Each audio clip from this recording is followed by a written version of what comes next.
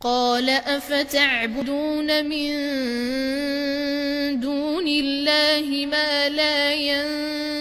ينفعكم شيئا ولا يضركم أف لكم ولما تعبدون من دون الله أفلا تعقلون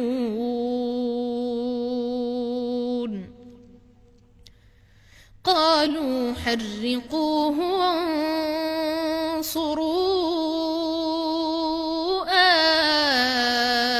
آلهتكم إن كنتم فاعلين قلنا يا نار كوني بردا وسلاما على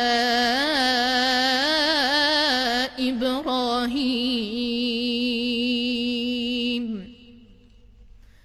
وأرادوا به كيدا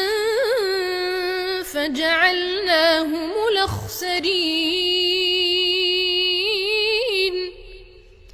ونجيناه ولوطا إلى الأرض التي باركنا فيها للعالمين ووهبنا له إسحاق ويعقوب نافلة وكلا جعلنا صالحين